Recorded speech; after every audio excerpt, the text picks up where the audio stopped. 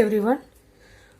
आपण इथे inventory valuation ह्या टॉपिकचा म्हणजे जो FY BComला अकाउंटन्सीमध्ये आहे आणि TY BComला कॉस्टला जो हा टॉपिक आहे त्याच्यातली आपण फर्स्ट मेथड आपली कंप्लीट झालेली आहे ती म्हणजे फिफो मेथड. आणि सेकंड मेथडमधले आपण आता 2 पार्ट केले. त्याच्यामध्ये सेकंड मेथड आपण वेटेड ॲव्हरेज मेथड स्टार्ट करून आणि त्याच्यातला हा आपला थर्ड प्रॉब्लेम आहे.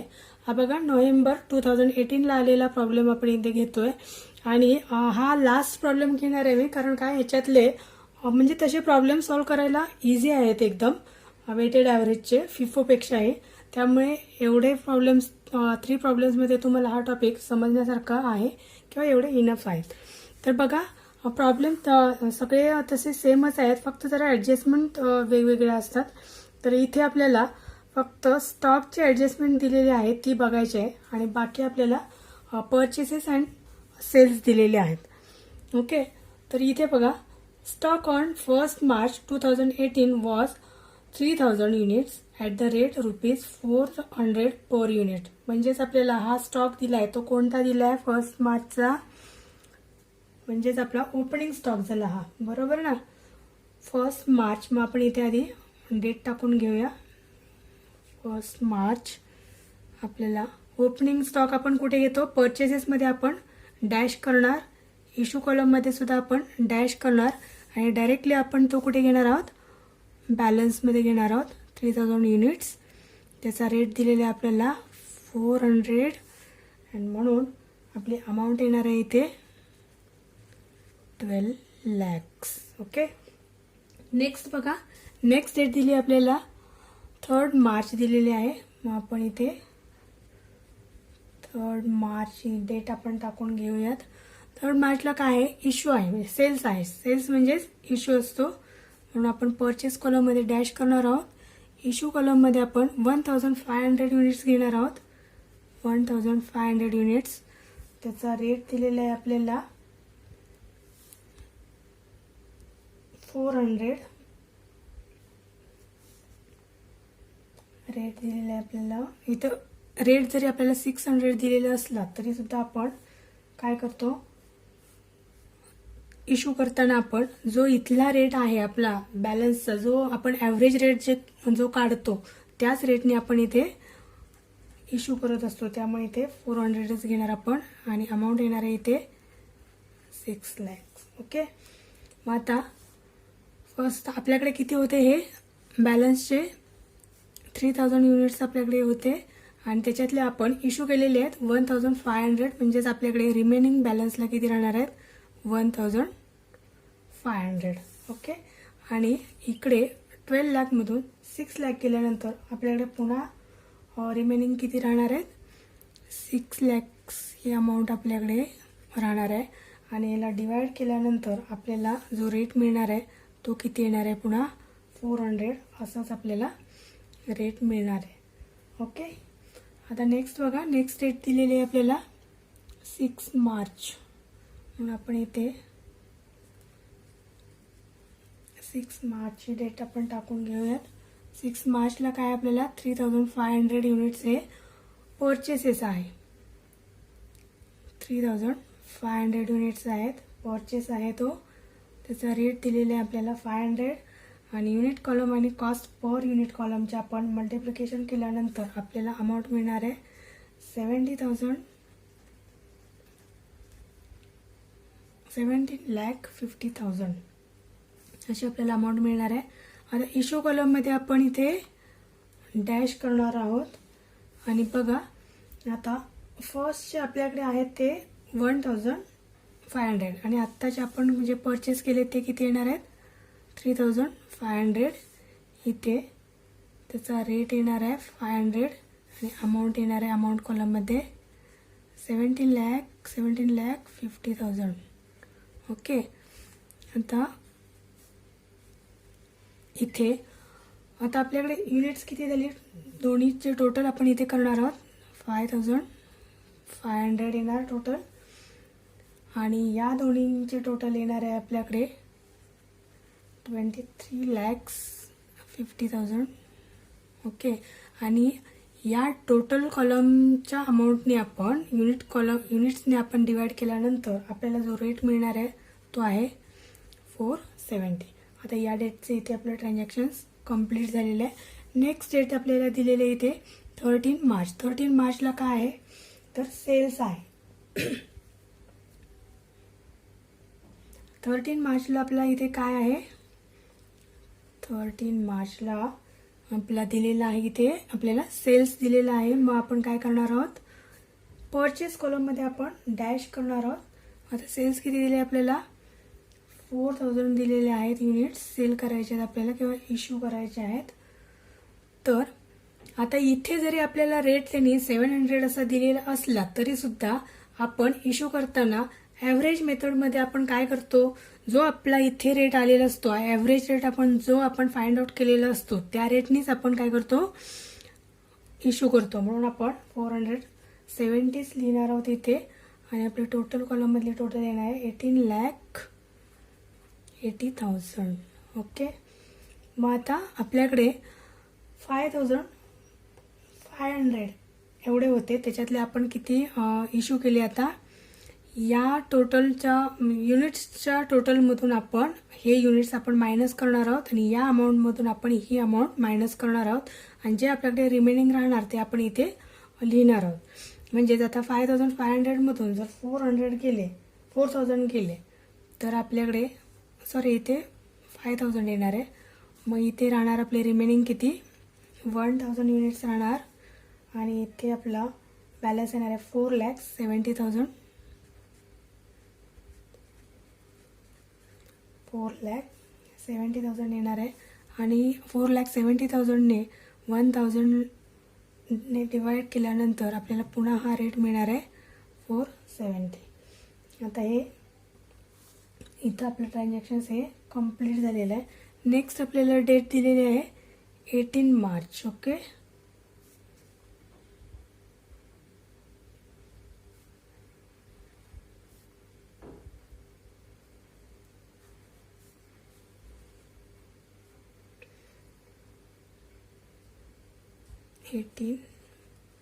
मार्च अशी आपल्याकडे डेट आहे नेक्स्टची.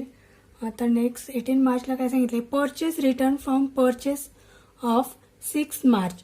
आता फिफो सारखं आपल्याला इथं जरी त्यांनी 6 मार्चमधून आपण रिटर्न केलं असं जरी सांगितलं असेल तरी सुद्धा आपल्याला इथं डेटचा इथे काहीच आपल्याला यूज करायचा नाही आहे. कारण का की आपण हा रेट जो आहे तो ॲव्हरेज रेट काढून घेतलेला आहे. त्यामुळे इथं आपल्याला रेटचा म्हणजे कोणत्याही डेटमधून आपण जरी मायनस केलं ना तरी तो ॲव्हरेज रेटच आपण घेणार आहोत. त्यामुळे इथं जरी त्यांनी डेट सांगितली असेल आपल्याला 6 मार्चच्या परचेसेसमधून आपण तो रिटर्न केला तरी सुद्धा आपण इथं तो रिटर्न करताना ॲव्हरेज रेट प्रमाणेच आपण घेणार आहोत. त्यामुळे हा रिटर्न जो आहे तो म्हणजेच आपला काय असतो सेल असतो. आणि जर आपल्याला म्हणजे मिळाला असेल रिसीव्ह झालेला असेल तर तो आपण कुठे घेतो परचेसमध्ये घेतो. मग आता हे काय करणार आपण युनिट्स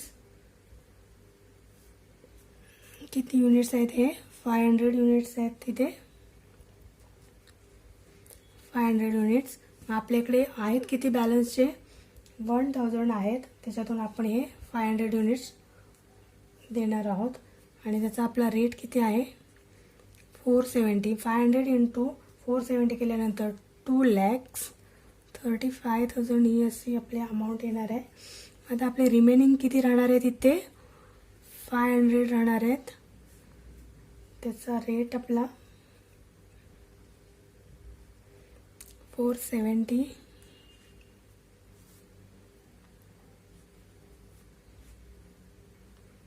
आणि म्हणून या दोन्हींचं मल्टिप्लिकेशन केल्यानंतर आपल्याला अमाऊंट मिळणार आहे 2,35,000. ओके. आणि आता नेक्स्ट बघा नेक्स्ट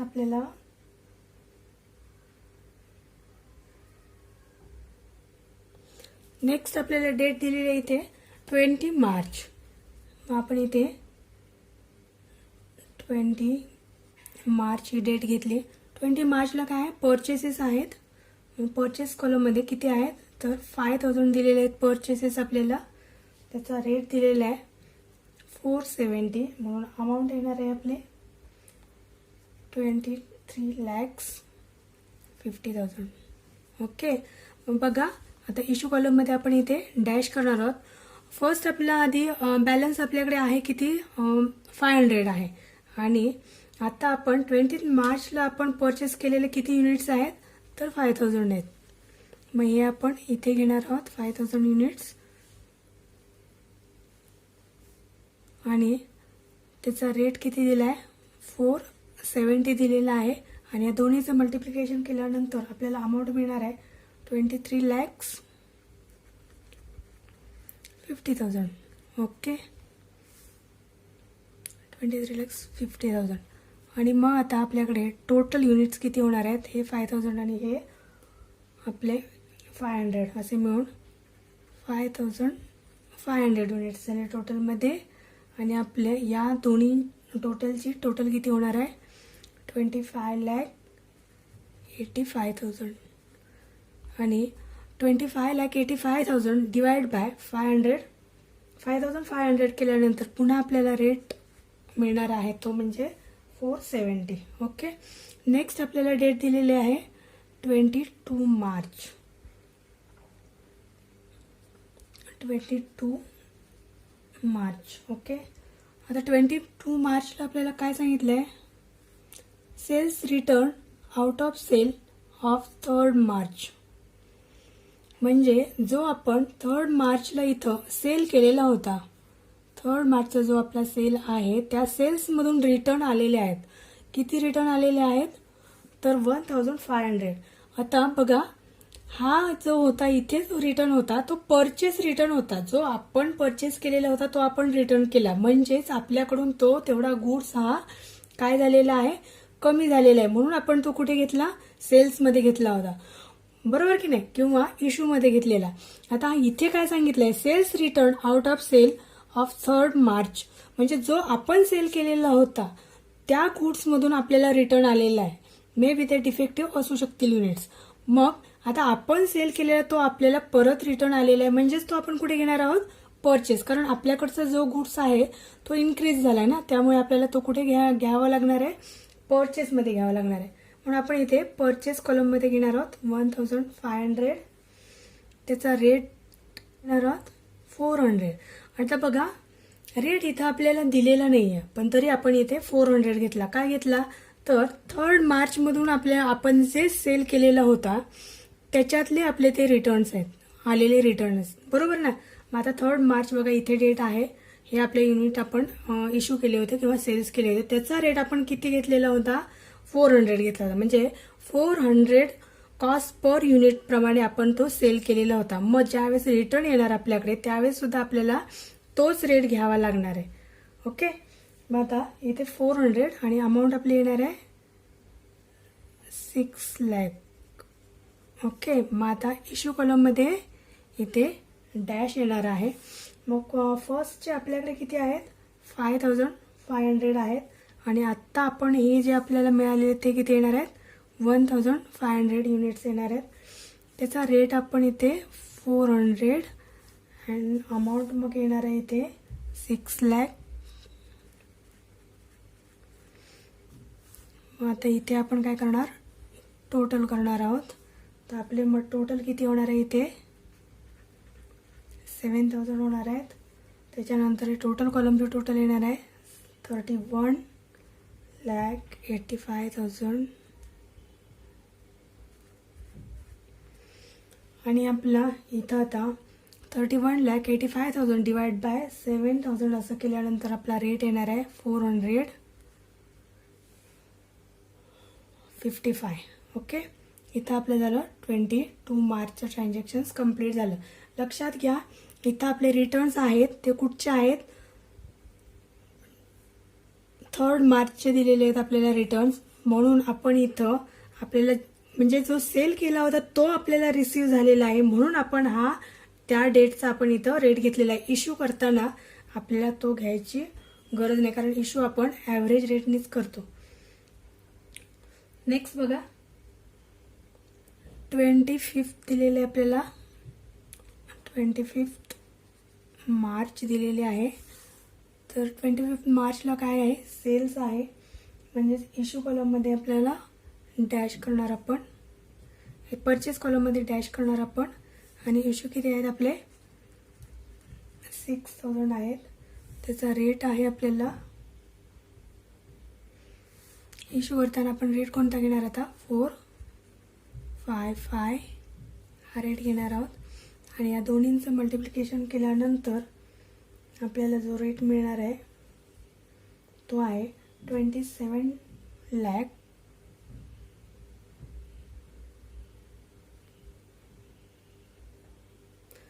27,30,000 हा आपला अमाऊंटचे कॉलम येणार आहे.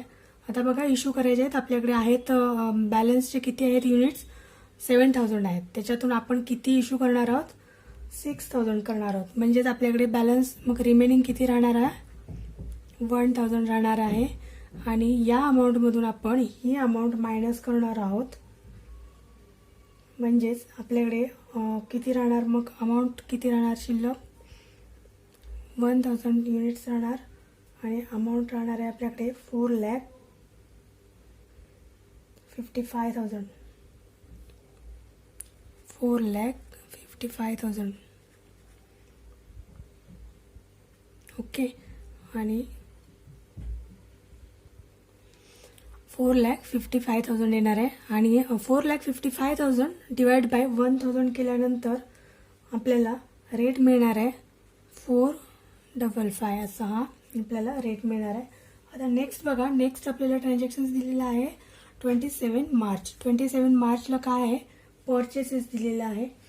किती आहेत ते 5000 असे परचेसेस आपल्याला दिलेले आहेत 27 मार्च.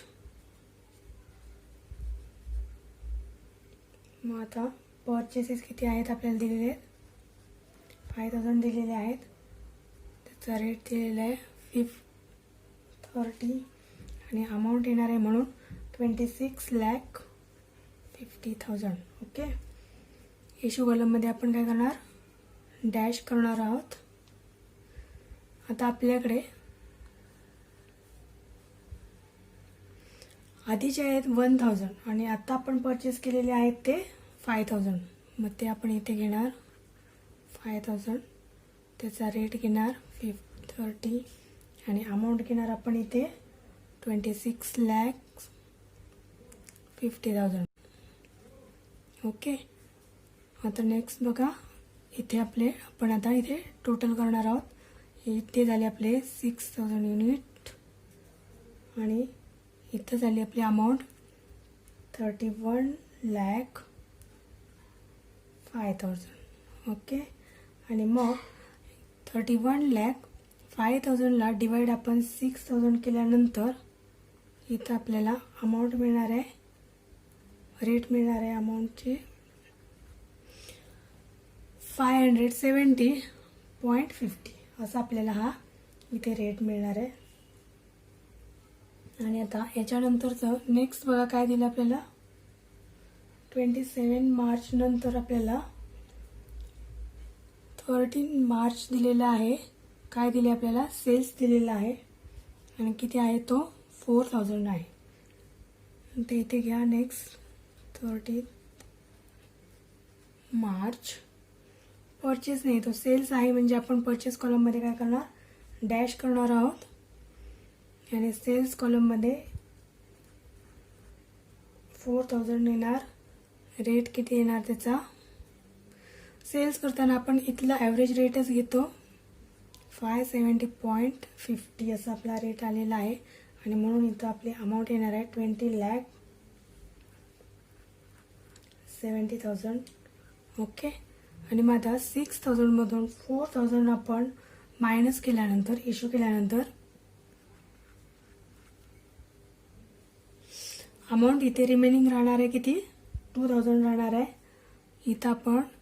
आणि इथे आता 26मधून 31,05,000मधून आपली 20,70,000 एवढे अमाऊंट आपण मायनस केल्यानंतर आपल्याला इथे रिमेनिंग राहणार आहे आपली 10,30,000 35,000 एवढी आपली अमाऊंट येणार आहे. आणि आपला total column divide by 2000 units केल्यानंतर पुन्हा आपल्याला रेट मिळणार आहे 570.50. ओके, हे झालं आपलं 13 मार्चपर्यंतचं ट्रान्झॅक्शन्स कंप्लीट. आता आपली लास्ट डेट आली, आपण 31 मार्चला आपल्याला काय दिलेलं आहे, परचेसेस दिलेले आहेत इथे. आता इथं आपण घेऊया 31 मार्च. परचेसेस आहेत, किती आहेत, 3000 आहेत, म्हणून आपण इथे परचेस कॉलममध्ये घेतले. त्याचा रेट आपल्याला दिला आहे 550 आणि इथे कॉलममध्ये येणार आपल्याला 16,50,000. ओके, इश्यू कॉलममध्ये आपण काय करणार, डॅश देणार आहोत. आता फर्स्टचे आपल्याकडे किती आहेत, 2000 आहेत आपल्याकडे, आणि आत्ताचे आहेत ते 3000. मग इथे लिहिणार आहोत आपण हे घेणार आपण याचा रेट 550.00 आणि अमाऊंट लिहिणार आहोत आपण 16,50,000. ओके, आता इथे आपण टोटल करणार आहोत या दोन्हींचे. आपल्याकडे टोटल झाले किती, युनिट्स किती राहिले, 5,000. त्याचा आता इथे ह्या टोटल कॉलमची अमाऊंट येणार आहे, दोन्हींची टोटल केल्यानंतर 26,85,000 आणि आपल्याला रेट मिळणार आहे 537.00. एवढी आपल्याला अमाऊंट मिळणार आहे. आता नेक्स्ट बघा,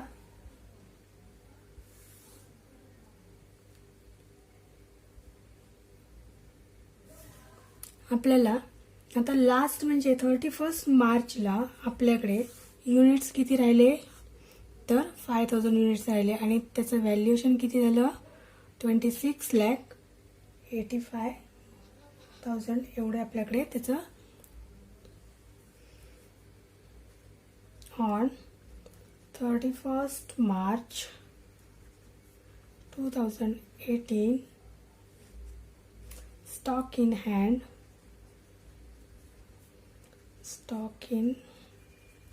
हँड किती आहे आपल्याकडे, 5,000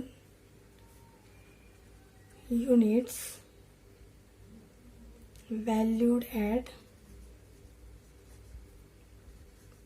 valued at rupees 26,85,000. म्हणजे आपल्याकडे लास्ट डेटला बघा 31ला युनिट्स किती आहेत, 5,000 युनिट्स आहेत आणि त्याचं व्हॅल्युएशन किती आलेलं आहे आपलं 26,85,000. ओके, तर या प्रॉब्लेममध्ये फक्त जरा टोटलच्या अमाऊंट्स थोड्याशा लेंदी आहेत, म्हणजे मोठ्या आहेत.